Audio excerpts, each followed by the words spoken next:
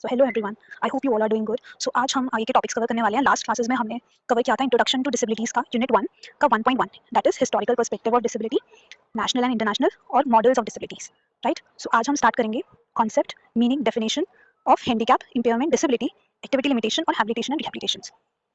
सो last classes में हमने तो ये स्टार्ट किया था, राइट। आई होप आपको याद होगा, national perspective, international perspective, then we have studied about the models of disability, medical model, जिसमें वी हैव टोल्ड कि जो डिसेबिलिटी है वो सिर्फ एक प्रॉब्लम है, उसको फिक्स किया जा सकता है। कैसे फिक्स किया जा सकता है? उसको डायग्नोस करके, ट्रीट करके और उसका सोल्यूशन निकाल के। और इसमें बर्डन सबसे ज़्यादा किससे होता है? इंडिविजुअल पे, और सोसाइटी पे कोई भी बहुत ही कम बर्डन होता है, क्योंकि हम इंडिविजुअल के पर्सपेक्टिव में बात कर रहे हैं कि उनके अंदर प्रॉब्लम्स हैं।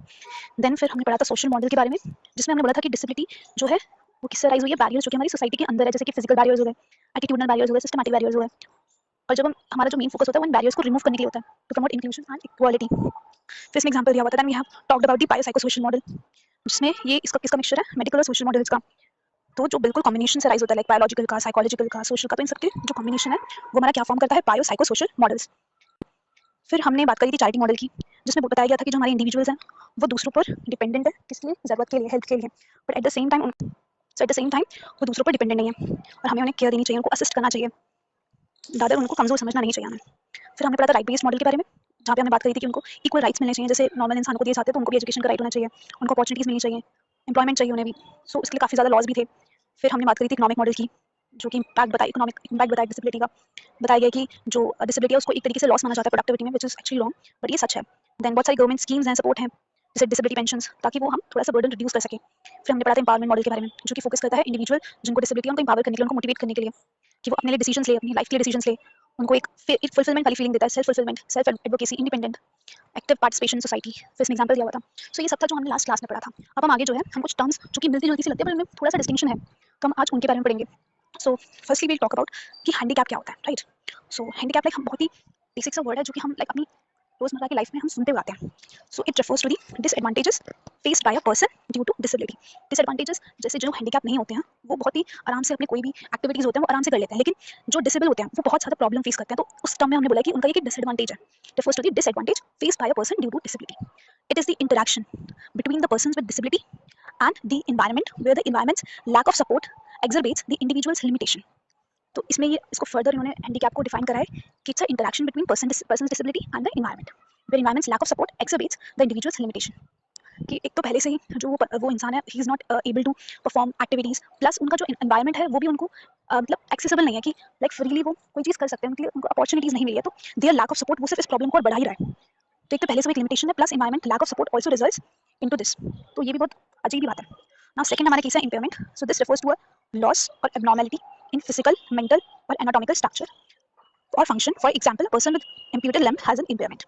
सो इसमें इम्पेयरमेंट है रेफर्स टू लॉस और एबनॉर्मेलिटी, किसमें? या तो फिजिकली कि चल नहीं पा रहे हैं, बोल नहीं पा रहे हैं, और कोई फंक्शन, या फिर मेंटली कि ढंग से एक जो बेसिक चीज़ें होती हैं उनके बारे में भी नहीं सोच पा रहे हैं। जैसे एक नॉर्मल इंसान है, अगर उसको बोलोगे कि 5+5 क्या होता है तो वो 10 बोल देगा, इट्स वेरी इजी, राइट। लेकिन जो मेंटली इम्पेयर्ड होते हैं वो इसमें भी बहुत ज़्यादा डिफिकल्टी होगी, वो उसका जवाब नहीं दे पाएंगे। So this is what we call mental impairment. Then we talk about the anatomical structure और फंक्शन। सो ये सारा सब कुछ हमारे किसके अंदर आता है? इम्पेयरमेंट के अंदर। और इन्होंने फिर इसका एक एग्जाम्पल भी दिया हुआ है। Then we have the disability. What is disability? ये पूरा जो हमारा यूनिट है ये किसके बारे में बात करता है? डिसेबिलिटी के बारे में बात करता है। सो इट्स रेफर्स टू, ये मैं पहले भी बात कर चुकी थी, इसमें तो आपको इतनी डिफिकल्टी नहीं होगी पढ़ने में, बट फिर भी एक बार बता देती हूँ। So it refers to the functional limitation caused by the impairment. ठीक है। अभी इसके बाद मैं अपनी बुक में से भी लाइक इसकी क्लिप शेयर करूंगी, उसको मैं समझाऊंगी भी, तो उसमें आप समझ पाओगे कि ये सारे जो हमारे टॉपिक्स हैं ये इंटर रिलेटेड, लाइक जो डेफिनेशन हम पढ़ रहे हैं सारे क्या है हमारे इंटर रिलेटेड है। अभी वो हम आगे पढ़ेंगे। सो डिसेबिलिटी क्या है? ये एक फंक्शनल लिमिटेशन है which is caused by the impairment preventing a person from performing certain activities in the manner that is considered normal. Disability can be in terms of mobility, communication और cognition. Now जो impairment है, like जो इंसान चल नहीं पा रहा है या फिर ढंग से सोच नहीं पा रहा है या फिर और भी किसी तरीके की इम्पेयरमेंट है, उसकी वजह से ये डिसेबिलिटी अराइज होती है कि वो कुछ एक्टिविटीज को परफॉर्म नहीं कर पाते हैं। तो it refers to the functional limitation caused by the impairments. और ये कैसे क्या मतलब किस किस चीज़ की डिसेबिलिटी हो सकती है? वो मोबिलिटी के टर्म्स में भी हो सकती है, वो कम्युनिकेशन के टर्म्स में भी हो सकती है और कॉग्निशन के टर्म्स में भी हो सकती है। मोबिलिटी मतलब अगर फिजिकली वो बंदा इम्पेयरमेंट है तो वो ढंग से चल फिर नहीं पाएंगे या फिर हाथ नहीं ला पाएंगे या फिर whatever type of impairment it is, या फिर अगर उनके लाइक कुछ बोलने में दिक्कत है तो अच्छे से अपनी बात को कम्युनिकेट नहीं कर पाएंगे, या फिर अगर वो मेंटली है तो उनकी कॉग्निटिव एबिलिटी पे वो अफेक्ट करेगा। ये सारे हमारे डिसेबिलिटी का टर्म्स आ जाते हैं। फिर हम पढ़ते हैं नेक्स्ट एक्टिविटी लिमिटेशंस के बारे में। ठीक है। सो एक्टिविटी लिमिटेशंस क्या है? It describes the difficulties and individual faces in performing task और activities such as walking, speaking और reading. So it is the difficulties face by the individual in performing कुछ मतलब कुछ टास्क को परफॉर्म नहीं कर पाते हैं, जैसे कि अगर सिर्फ चल नहीं पा रहे हैं या फिर सिर्फ बोल नहीं पा रहे हैं या फिर रीड नहीं कर पा रहे हैं, तो कुछ एक्टिविटीज को परफॉर्म नहीं कर पा रहे हैं, तो दैट इज एक्टिविटी लिमिटेशंस।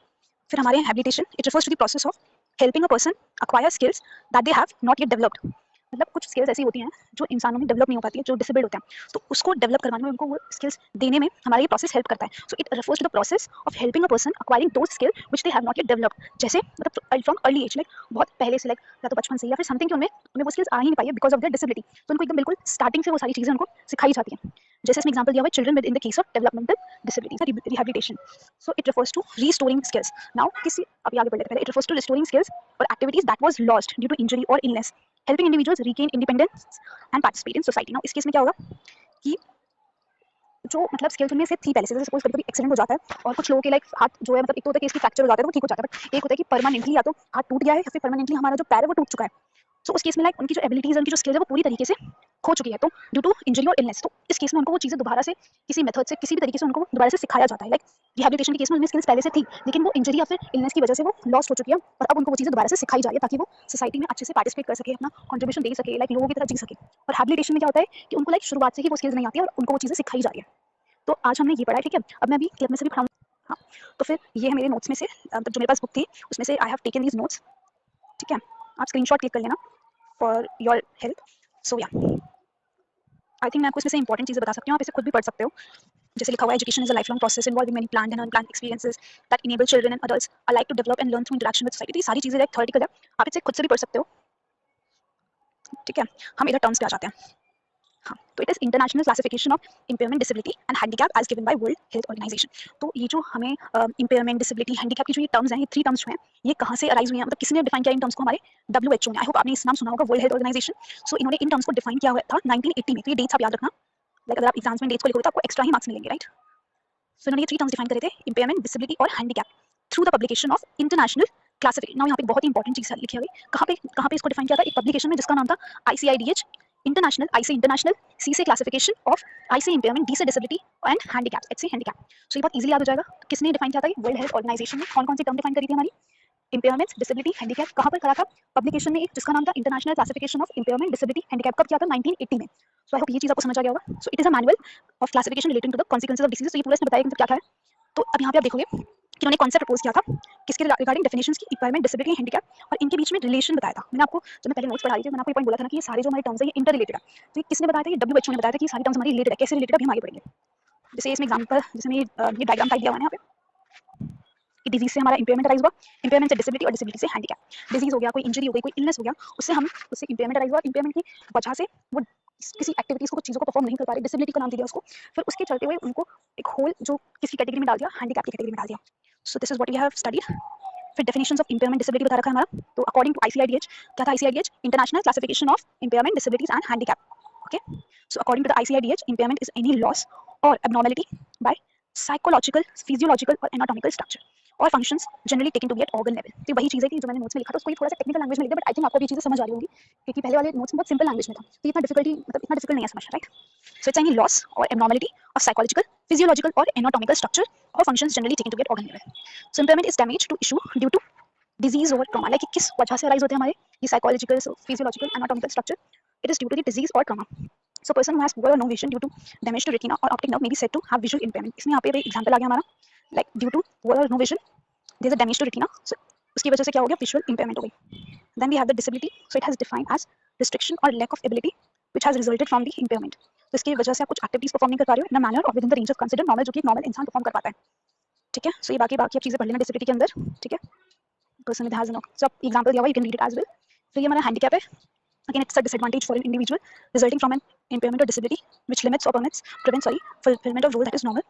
तो हैंडीकैप क्या है? वो हमारा एंड रिजल्ट है। कहाँ से राइज हुआ?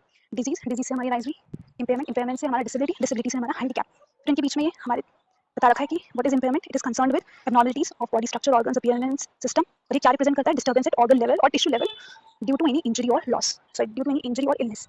डिसेबिलिटी क्या होता है? It is a limitation, loss of functional performance and activities which represent the disturbance at personal level. Handicap, it results from the impairment and disabilities and it represents situation specific limitations। फिर आगे आप इनको पढ़ लेना। फिर इसमें activity limitations के बारे में बता रखा है, like it's a dimension of health disability capturing long standing limitation in performing usual activities। like आप usual activities को perform नहीं कर पा रहे हो due to the health problems, so indicators based on this concept can be used to evaluate the general health status, disability related inequalities and healthcare needs। ये आप पढ़ सकते हो। फिर एक अगर आपको और इन्फॉर्मेशन देखना तो इसको भी रीड कर सकते हो। फिर हमारा हैबिलिटेशन है which aimed at helping disabled person attain, keep or improve a skills function of, like इसमें क्या था?